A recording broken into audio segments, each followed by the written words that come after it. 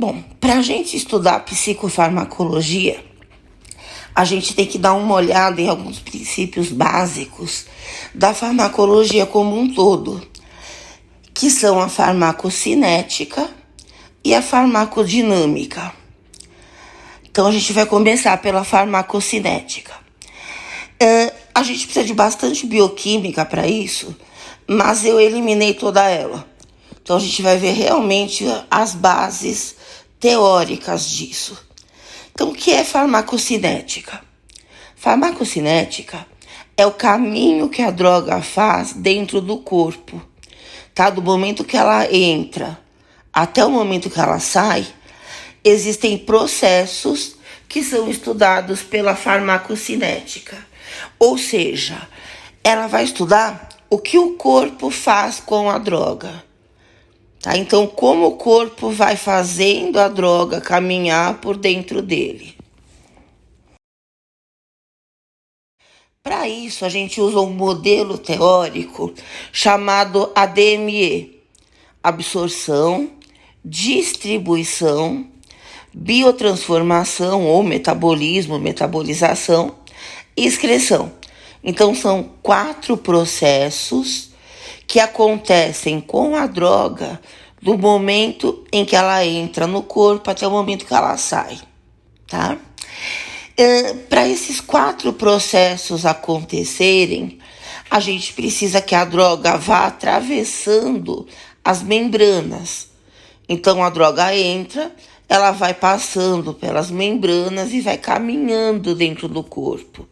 Tá? As membranas das células, elas são compostas de lipídios e de proteínas. Muito mais lipídios do que proteínas. Daqui a pouco a gente vai ver um desenho. Ou seja, para uma substância caminhar pela membrana, ela precisa ser solúvel em óleo, tá? Ou lipídio. Então, se a droga for solúvel em gordura, ela caminha com muito mais facilidade pelas membranas. Aí, drogas que não são solúveis em lipídios, elas não andam pelo organismo? Andam, tá? Só que por alguns processos bem específicos, que pra gente agora não vem ao caso. A grande maioria das drogas é solúvel em gordura, justamente para conseguir passar pelas membranas, para ela ir caminhando pelos lipídios da membrana. Tá, isso daqui é um esquema de uma membrana. Essas bolinhas amarelas são os lipídios. A gente tem uma bicamada lipídica, são 2 camadas de lipídio, tá? E a gente tem proteínas, que são esses azuizinhos, inclusas em determinadas partes da membrana. Então, as proteínas, elas acabam ficando como inclusas mesmo, incrustadas na membrana. Então, tem muito mais lipídio, tá? A maior parte da membrana da célula é composta de lipídios. Aqui os 4 processos. Então, a absorção, tá? É a entrada da droga no sangue, tá? Fármaco e droga é a mesma coisa. Então, a passagem da droga do local onde você administrou para o sangue é a absorção. Dentro do plasma, a gente tem o processo da distribuição. O que é distribuição? Passagem da droga do sangue, tá, do plasma, para os tecidos onde ela vai atuar. Conforme a droga vai circulando no corpo, ela vai sendo biotransformada ou metabolizada. Tá? E esses metabólitos, eles são excretados normalmente pela urina, tá? Mas não só pela urina. Então, os 4 processos. A excreção, que é a saída da droga do organismo. Bom. Aqui é a mesma coisa, mas num outro esquema. É interessante nesse desenho a gente perceber que quando a gente fala em absorção, ela não serve para droga que é endovenosa. Então, droga que você já administra no vaso não precisa de absorção. Então, ela vai direto para distribuição, tá? Todas as outras vias de administração precisam da absorção, exceto as vias em que você está colocando a droga direto dentro do vaso. Tá? Então, via oral, via retal, que acaba sendo a mesma coisa, só que pelo outro lado, via inalatória, injeção intramuscular, injeção subcutânea, intradérmica, todas essas precisam de absorção, tá? Que é a passagem da droga do local de introdução até o sangue. Como a gente vai falar de psicofarmacologia, o que interessa pra gente é o sistema nervoso central. Uma coisa importante do sistema nervoso central é que ele tem uma barreira protegendo ele. Ela chama barreira hematoencefálica. O que é isso? A gente depois vai ver também um desenho. Os capilares, os vasos sanguíneos que irrigam o cérebro, tá? Não só o cérebro, mas também a medula. Mas enfim, esses capilares que irrigam o sistema nervoso central, eles são muito colados uns nos outros. Então as membranas desses capilares são muito justapostas. Então você não tem espaço para passar nada por ali. Ou seja, para uma droga sair do vaso que irriga o sistema nervoso central e chegar no sistema nervoso central, ela necessariamente tem que se dissolver nas membranas desses capilares. Então ela tem que ser muito lipossolúvel. Então a primeira coisa importante que vocês devem lembrar é que todo psicofármaco é altamente lipossolúvel. Tá? Então qual é a importância disso? A gente vai ver depois.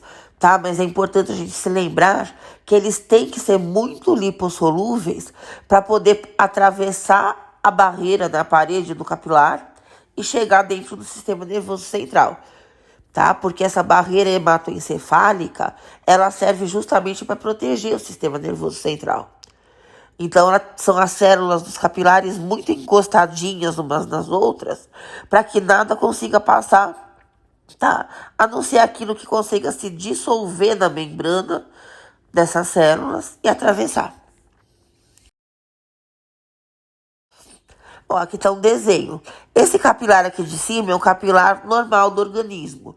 Então, olha, essas células que fazem a parede do capilar, elas têm espaços entre elas, tá? Que chamam fenestrações, então são capilares fenestrados, que a gente chama.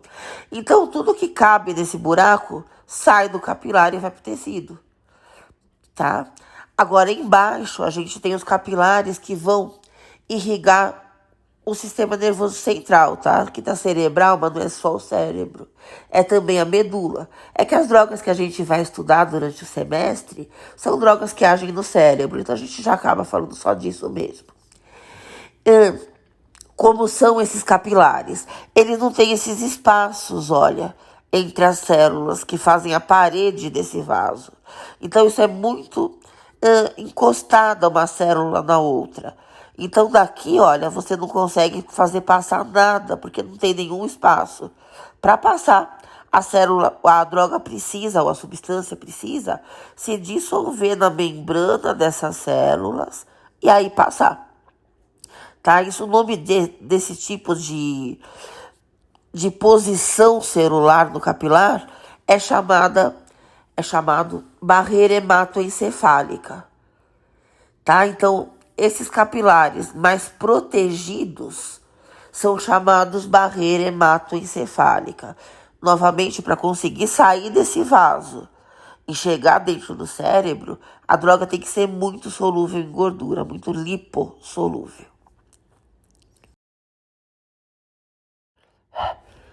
Então, o primeiro processo que a gente vai estudar é a absorção. A absorção, como a gente acabou de ver, é a passagem da droga do local onde ela foi administrada para o sangue. E daí surge o conceito de biodisponibilidade, que é a porcentagem da droga que você administrou que chegou no sangue. Quando você coloca a droga dentro do sangue diretamente, você não precisa de absorção. E, obviamente, a biodisponibilidade é 100%. Tudo que entrou já está no sangue. Que vias que você usa para colocar diretamente a droga no sangue. Obviamente é endovenosa, você injeta no vaso. E a via sublingual. Existem autores que não colocam a via sublingual como uma via de administração direta no vaso, tá? Mas a maioria coloca. Então, a via sublingual, você coloca, obviamente, o medicamento sob a língua. E aqui é muito irrigado, tem muitos capilares aqui debaixo da língua. E a droga vai diretamente, ela ultrapassa rapidamente ali a parede do vaso e entra no sangue. Ela vai difundindo com muita facilidade. Então, quando um paciente teu for tomar um Rivotril sublingual, um PAT sublingual, e você vai ver que ele vai fazer isso quando ele precisa de uma ação muito rápida, isso acontece porque você não precisa absorver. Então, não precisando absorver, o efeito é obviamente mais rápido, tá? É um processo a menos que você precisa passar.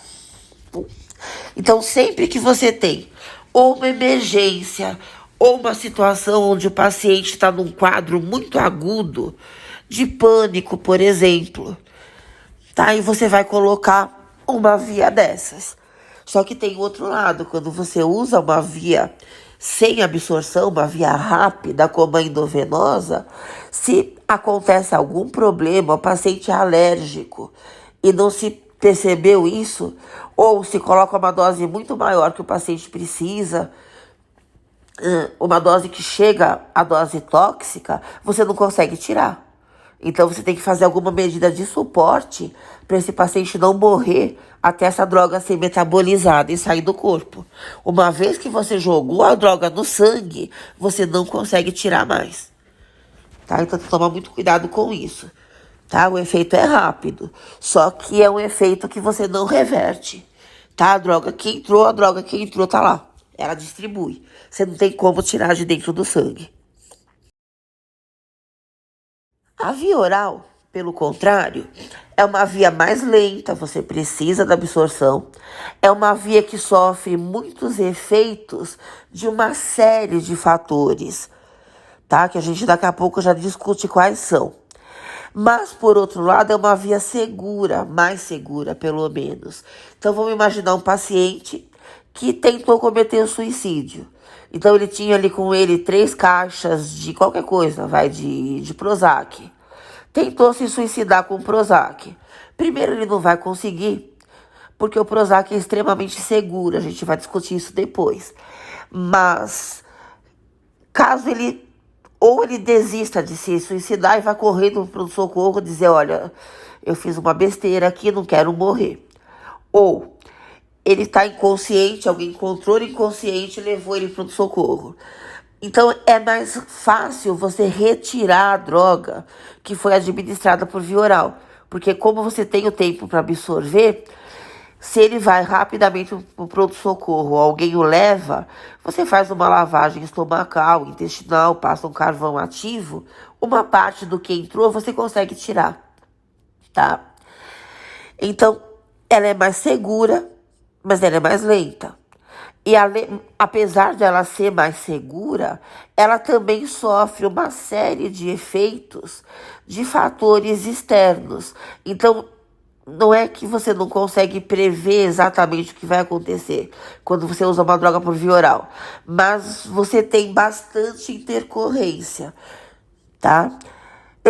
Por exemplo, idade, sexo, porcentagem de gordura no corpo, se você tem alimentos no intestino, no estômago, se você tem outras drogas usadas ao mesmo tempo que aumentem o peristaltismo, que diminuam o peristaltismo, que são as contrações do tubo gastrointestinal.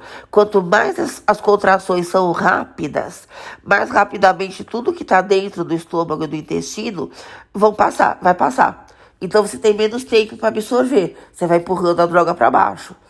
Ao contrário, quando você lentifica essas contrações, você usa um medicamento que diminua o peristaltismo, a droga fica mais tempo no tubo gastrointestinal e tem mais chance de ser absorvida, tá? Além do que, você precisa pensar no que a gente chama de coeficiente de partição óleo-água. O que é isso? é a solubilidade da droga em óleo, gordura, dividida pela solubilidade da droga em água. O que isso significa? Que a droga tem que ser lipossolúvel o bastante para ser absorvida, para atravessar as membranas da célula e chegar lá no sangue. Tá? Como a gente já viu, para passar as membranas tem que ser lipossolúvel. Só que dentro do estômago, dentro do intestino, o que a gente tem é água. Então a droga é usada por via oral, ela cai ali no monte de água. Ela tem que ser solúvel nessa água o suficiente para ir se difundindo e chegar na parede do estômago e do intestino e aí sim ser absorvida, tá? Então ela tem que ter os dois caráteres. O caráter lipossolúvel e o hidro. Por isso que o coeficiente de partição é importante. Então, aquilo que eu acabei de falar para vocês. Fatores que vão afetar a absorção por via oral. Então, presença de alimento no tubo gastrointestinal. Quanto mais alimentos, mais você retarda a absorção. Porque o alimento e a droga vão competir pela superfície de absorção e você vai retardar a absorção de tudo. Se o paciente está usando drogas que alteram o peristaltismo, tá? O paciente está enjoado, tomou Plasil. O Plasil aumenta o peristaltismo. Então, ele faz tudo que está dentro do tubo gastrointestinal caminhar mais rapidamente para baixo, para poder diminuir, obviamente, o enjoo. Ele tem que tirar do estômago o que está ali. Se ao contrário, o paciente toma um Buscopan, ele reduz o peristaltismo. Então, a droga vai ficar mais tempo no tubo gastrointestinal e tem mais chance de ser absorvida. O paciente fez uma cirurgia bariátrica, então ele tem uma superfície menor de absorção. Ele sofre de uma doença chamada síndrome da má absorção. O intestino dele absorve menos. Alteração da flora normal, da microbiota do intestino. O paciente toma antibióticos, por exemplo. Então ele tem todas as bactérias que deveriam estar no intestino dele alteradas. Tá? E essas bactérias são necessárias para absorção de uma porção de drogas. Por exemplo, anticoncepcional oral. Tá? Mas não só, tem um monte de outras drogas que precisam dessas bactérias para serem absorvidas. O pH do meio alterado, se você tem uma droga ácida, uma droga básica, dependendo do pH do meio, você modifica a quantidade dela que vai ser absorvida, tá? Em relação ao paciente, como eu já falei para vocês, o sexo e a idade, principalmente em relação à quantidade de gordura que o paciente tem no corpo e também a perfusão sanguínea. Então, quanto mais idoso é o paciente, menos água ele tem no corpo e mais difícil é a irrigação sanguínea dos órgãos. Então, quanto menos o sangue passa no órgão, obviamente menos você vai absorver, tá? Peso corporal, quanto mais gordura, quanto mais tecido gorduroso o paciente tem no corpo, mais difícil vai ser a absorção de algumas drogas. A variabilidade genética altera bastante a absorção por via oral. E a gente tem um troço chamado efeito de primeira passagem, que acontece quando você usa drogas por via oral. O que é isso? Efeito de primeira passagem acontece quando a droga é usada por via oral, ela é absorvida, então ela chega no sangue. Como o estômago e o intestino são muito próximos do fígado, a circulação primeiro leva a droga para o fígado. Tá? Circulação porta-hepática chama isso. E no fígado a droga é metabolizada. Então, primeiro a droga vai para o fígado, uma parte dela é metabolizada e o resto que sobra apenas é que vai para o resto do corpo para ser distribuído. Então, você perde uma parte da droga. Tá? Isso chama efeitos de primeira passagem e daqui a pouco a gente vê uma foto disso, um desenho disso para mostrar melhor. Aqui é apenas um esquema para vocês verem a diversidade de vias de administração. O que interessa para a gente na psicofarmacologia são as vias intravenosa ou endovenosa, a mesma coisa, a via sublingual e a via oral. Tá, algumas drogas são usadas por via intramuscular, mas não são tantas. Tá, e o resto pra gente não importa. Bom, aqui a gente tem o efeito de primeira passagem. Então, você usa a droga por via oral, ela é absorvida do estômago, do intestino e vai primeiro para o fígado. Do fígado, parte dela é metabolizada, tá? E vai embora. A outra parte que não foi metabolizada é que cai da circulação sistêmica. Quando você usa por via endovenosa, não. Tudo que você coloca já vai direto para a circulação sistêmica, tá? Para ser distribuída no cérebro, você precisa que ela caia da circulação sistêmica, tá? O sangue tem que chegar no cérebro. Quando você usa por via oral, não é tudo que você administra que vai chegar no cérebro, porque ela passa primeiro, a droga passa primeiro pelo fígado e uma parte dela é metabolizada no fígado, tá? Só que é importante. Então você perde uma quantidade de droga e você perde um pouco de tempo também. Então, mais uma coisa que lentifica o efeito da droga quando você utiliza por via oral. Aqui é a mesma coisa, só que no outro esquema. Então, quando você usa por via oral, primeiro vai para o fígado, parte vai ser metabolizada, outra parte que é distribuída para o resto do corpo. Por via endovenosa, não, vai direto para a circulação sistêmica.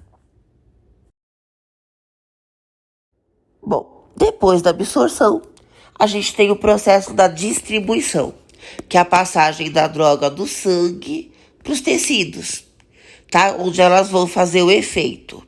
Aqui a gente tem 3 coisas importantes. Primeira, ligação a proteínas plasmáticas. Nós temos no sangue proteínas, principalmente as albuminas, que elas ligam qualquer substância estranha, tá? Então, a proteína vai na substância e se liga com ela. Quando a substância está ligada na proteína plasmática, ela não sai de dentro do vaso. Então, para a droga chegar no tecido onde ela vai fazer o efeito, ela tem que estar livre. Ela não pode estar ligada, tá? Então, as drogas, elas competem entre si por essa ligação às proteínas. As drogas têm capacidades diferentes de se ligarem dessas proteínas plasmáticas. Algumas se ligam mais, outras menos. Quando você usa várias drogas ao mesmo tempo, aquelas que se ligam mais vão competir com as outras e vão ficar elas ligadas. As que têm mais capacidade de se ligarem vão se ligar mais. Ou seja, a droga que tem menor capacidade de se ligar na proteína plasmática, ela vai ficar mais livre. Então, quando você usa 2 drogas juntas, uma se liga mais, tem uma taxa de ligação maior do que a outra, essa outra que tem uma taxa de ligação menor, ela pode chegar numa dose tóxica, porque vai ter muito mais quantidade dela livre, quer dizer, solta da proteína plasmática. Então, você afeta bastante o efeito das drogas que se ligam menos, porque ela vai distribuir mais, tá? Então, também essa é uma forma de interação medicamentosa. Então, você tem que saber exatamente o que o paciente está usando para ver se tem esse tipo de interação. Tendo, a dose que você vai utilizar dessa droga que tem uma taxa menor de ligação às proteínas tem que ser reduzida, porque ela vai ser mais distribuída do que a outra. A segunda coisa importante que a gente tem em termos de distribuição é o que vocês já viram, tá? A barreira hematoencefálica. Então, a droga tem que ser muito lipossolúvel para conseguir atravessar a barreira e chegar no cérebro, tá? A mesma coisa acontece com a barreira hematoplacentária. É exatamente a mesma coisa para proteger o feto. Ou seja, quando você usa uma droga muito solúvel em lipídio, muito lipossolúvel, como, por exemplo, as drogas psicoativas, os psicofármacos, e a paciente está grávida, muita dessa droga vai passar para o feto. Porque se ela atravessa a barreira hematoencefálica, ela também atravessa a placentária. Então tem que tomar muito cuidado quando a tua paciente está grávida, porque tem psicofármacos que ela não vai poder utilizar. Tá? Isso é muito importante no caso de paciente bipolar, porque as drogas usadas no transtorno bipolar, elas são muito teratogênicas e elas, obviamente, vão passar a barreira hematoencefálica. Agora, se a paciente é bipolar e ela para de usar o medicamento, na hora que ela tem uma crise de mania, ela pode perder a gestação. Então, assim, o risco e o benefício tem que ser muito pesados aí. Se você está tratando uma paciente em idade fértil, bipolar, é muito interessante discutir tudo isso com ela para que ela tome cuidado, para que ela escolha exatamente o momento em que ela vai querer engravidar. Ou se ela não quiser realmente ter filhos, é interessante que ela use um método daqueles, por exemplo, aqueles implantes que duram 5 anos, você coloca aqueles 5 implantezinhos, que é o método mais seguro do que a pílula, por exemplo. Porque tem muitas situações onde o bipolar ele está numa situação aguda de mania, que a última coisa que vai passar pela cabeça da paciente é tomar a pílula. Então é interessante que tudo isso seja discutido com a paciente antes dela engravidar. Principalmente o bipolar, tá? No caso do transtorno bipolar, isso é fundamental. Porque as drogas são muito teratogênicas. Então, valproato, lítio, então drogas que a gente usa no TBH, elas são extremamente teratogênicas. Então, é interessante que a paciente, antes de qualquer coisa, tenha toda essa informação. E, finalmente, a redistribuição. O que é isso? A droga está circulando no sangue, tá? E a droga é lipossolúvel, como a gente já viu, os psicofármacos são muito lipossolúveis. Assim que esse sangue com a droga passa pela gordura, pelo tecido adiposo, um pouco dessa droga vai ficar presa na gordura, ela vai dissolver na gordura. E quanto mais gordura tem no corpo do teu paciente, mais isso acontece, a droga vai ficando presa. Em vez de ir para o cérebro, ela fica presa na gordura. Depois, cada vez que o sangue passar de novo naquela gordura, um pouquinho da droga que está presa na gordura sai e vai para o sangue. E vai para o cérebro. Então, você vai ter o que se chama de redistribuição. Em vez de você distribuir tudo de uma vez, quando o sangue passa pelo cérebro, você vai distribuindo várias vezes a droga. Então, um pouco fica preso na gordura. Assim que o sangue passa de novo, tira um pouco dessa droga que está na gordura, leva para o cérebro. Quando ele passa de novo na gordura, ele pega mais um pouco, leva para o cérebro, tá? E quanto mais gordura tem no corpo do paciente, mais isso acontece. Bom, então, mulheres têm mais redistribuição do que homens, porque tem mais gordura no corpo do que o homem.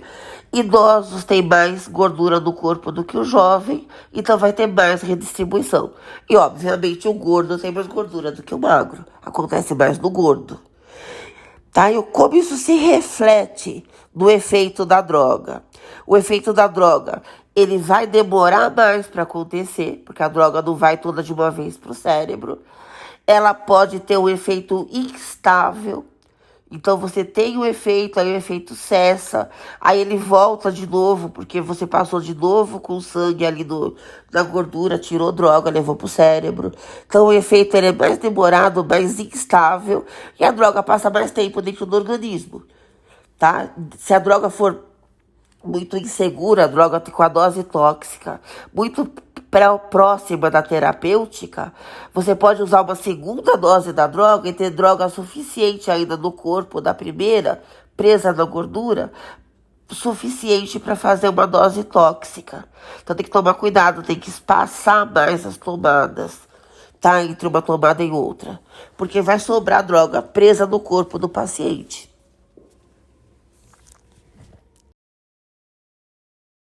O terceiro processo é a biotransformação ou metabolização.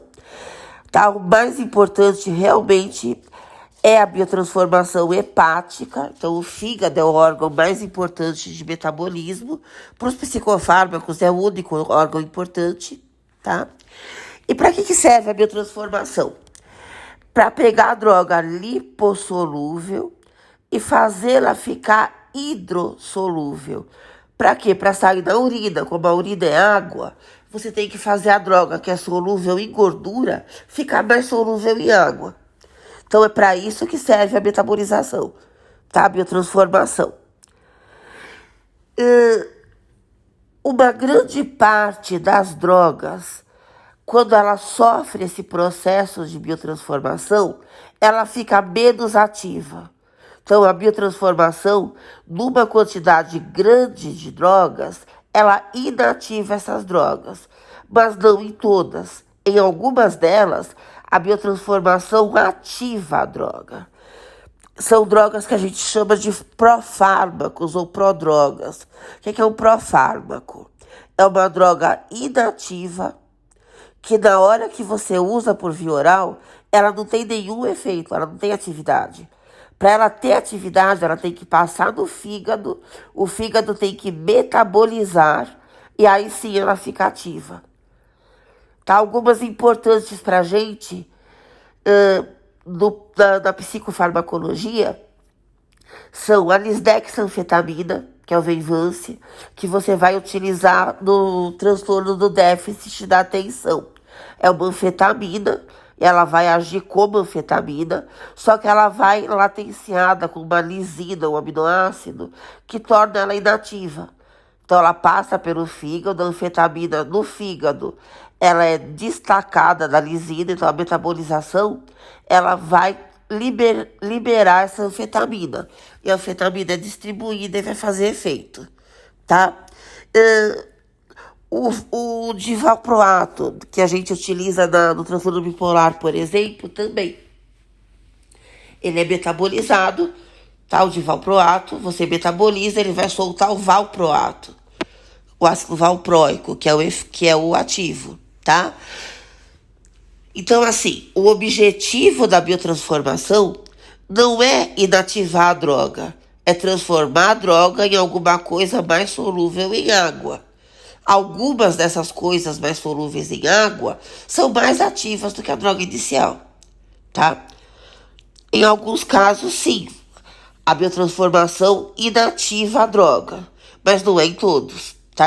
Porque o objetivo dela não é esse. O objetivo é fazer a droga virar alguma coisa que possa sair com a urina.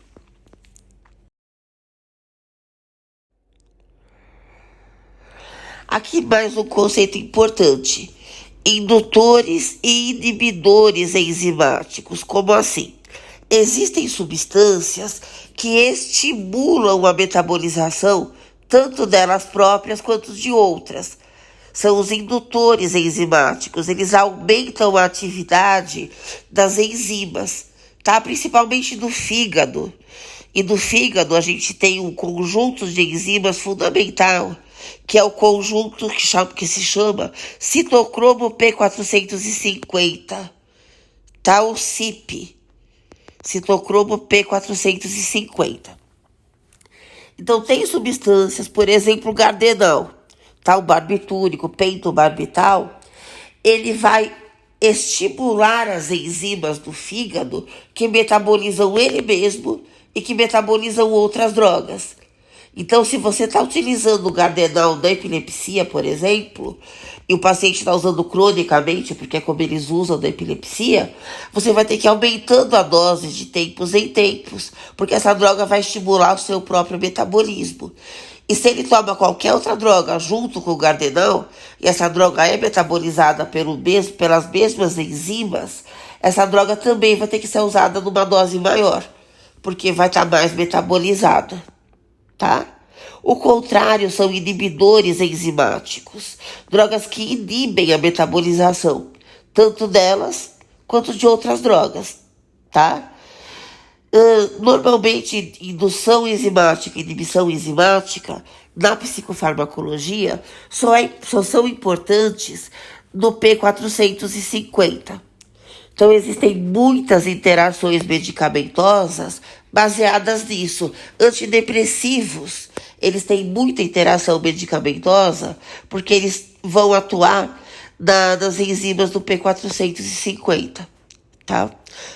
Isso a gente também vai ver durante as aulas específicas, tá? Além do P450, a gente tem uma outra enzima importante para a gente, que é a alcodesidrogenase, tá? E depois a aldeído desidrogenase. Então, o conjunto enzimático que vai metabolizar o álcool. Bom, finalmente, a excreção. Então, a excreção é a droga saindo do organismo. A maior parte da excreção de tudo que a gente tem no organismo é feita pela urina, tá? Uma pequena quantidade de substância sai das fezes, mas a maior parte sai da urina. Então, os rins, obviamente, são os órgãos mais importantes da excreção. A excreção renal, ela tem 3 processos. A filtração, que é quando o sangue joga a droga dentro do rim. Então, ela é filtrada por pressão. Quanto mais pressão de sangue você tem no rim, mais vai passar, mais substância vai passar. Aí passa tudo é jogado na urina. Substâncias solúveis em água e substâncias solúveis em gordura, tá?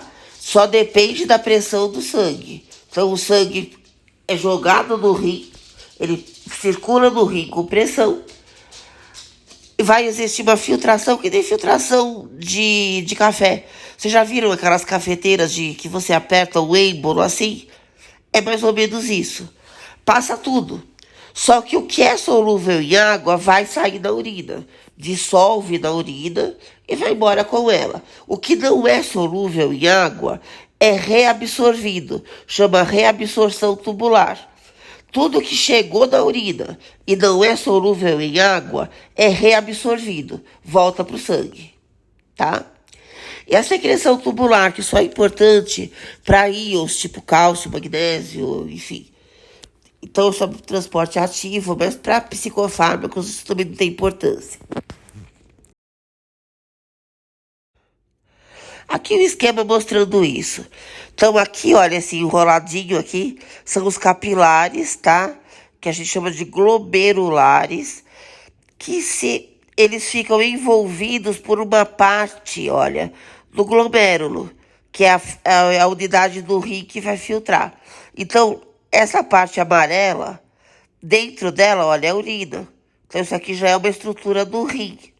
E aqui dentro o sangue. Então, o sangue vem, olha, uma arteríola, então ele vem com pressão na artéria. Bate aqui, olha, cai, esse número 1 é a filtração, cai na urina. Tudo que consegue passar por filtração cai na urina, seja solúvel em água, seja solúvel em gordura. O que é solúvel em gordura aqui no processo 2 volta para o sangue, então por reabsorção tubular, tá? E o 3 é a secreção tubular de íons, são substâncias hidrossolúveis, normalmente com carga, que estão no sangue. Elas saem por secreção, mas isso pra gente não importa, porque pra psicofarmacologia isso não tem importância. O que tem importância pra gente é a reabsorção. Tá? Depois a gente vai ver por quê em algumas aulas específicas. Bom, então o que é solúvel em água sai na urina, o que não é reabsorvido, volta para o sangue, circula, é distribuído de novo, enfim, tá?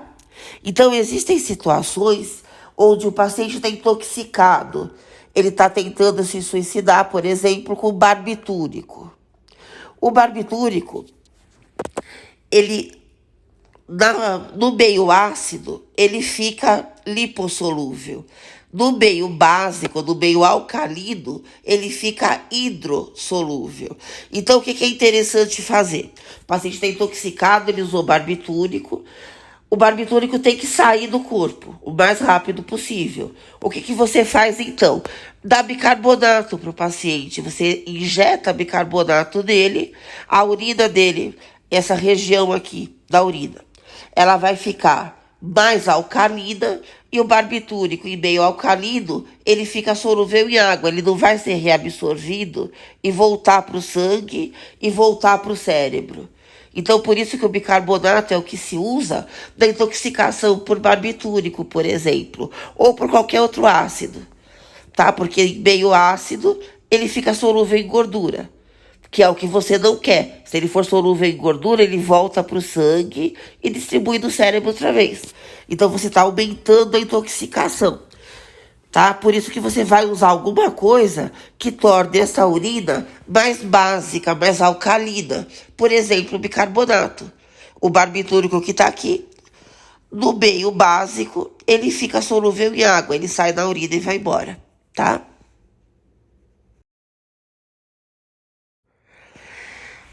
E as fezes? As drogas ou metabólitos que saem das fezes, elas saem porque elas foram secretadas pela bile, tá? A bile é um produto da vesícula biliar, então do fígado. Então, o que acontece?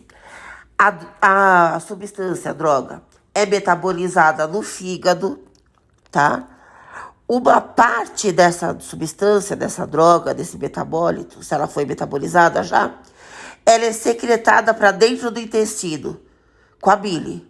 Então, a vesícula joga a bile dentro do intestino e na bile pode estar dissolvida a parte da droga ou do metabólito. O que for solúvel em gordura é absorvida de novo do intestino. O que não é, o que está solúvel já em água, sai das fezes. Bom, o nome disso é ciclo enterohepático, tá? Isso faz com que a droga fique mais tempo no organismo. Então, o ciclo enterohepático, ele faz parte da excreção, tá? Que a gente chama de excreção biliar, a excreção da substância nas fezes. Então, vamos ver o esquema que fica mais fácil. E aqui o ciclo enterohepático. Então, a droga é absorvida no trato gastrointestinal, passa pelo fígado. Lembra como a gente viu? Parte é biotransformada, parte vai distribuir, vai circular por resto do corpo. Efeitos de primeira passagem. Desses metabólitos, tá? Dessa parte que foi metabolizada, ela vai ser secretada com a bile. Então, a parte que foi metabolizada é secretada para dentro do intestino. Ela passa do fígado para o intestino. A parte que não foi metabolizada circula para o resto do corpo e a droga vai fazer efeito.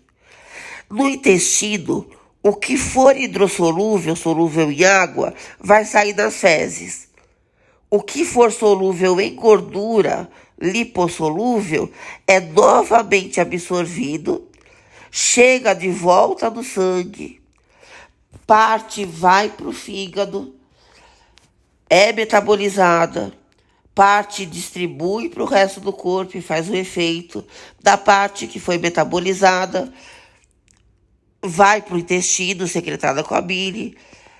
O que é hidrossolúvel sai das fezes, o que é lipossolúvel de novo absorve do intestino. Tá? Isso é um ciclo enterohepático, tá? Para que serve esse ciclo? Para manter a droga mais tempo dentro do organismo, que ela fica rodando, tá? Isso tem a ver com a excreção, mas a excreção pelas fezes. Então, efeitos de primeira passagem faz parte da distribuição. Então, a droga é absorvida por via oral, chega no fígado, parte é metabolizada, parte é distribuída. Então, distribuição, tá? Então, efeitos de primeira passagem. Reduz a quantidade de droga a ser distribuída. Dessa droga que foi metabolizada no fígado, aí a gente tem o ciclo enterohepático. Então, o ciclo enterohepático faz parte da biotransformação da droga. E o efeito de primeira passagem faz parte da distribuição. Ele acontece primeiro, óbvio, tá? Os dois, o efeito de primeira passagem e o ciclo enterohepático, mantém a droga mais tempo no corpo, tá? E reduzem a quantidade de droga ativa para ser distribuída, porque você sempre vai estar metabolizando uma parte. Bom, então cinética basicamente é isso, tá? É a parte mais chata de todas, mas a gente precisa saber esses básicos pra gente entender depois como é que as drogas vão fazer o efeito delas.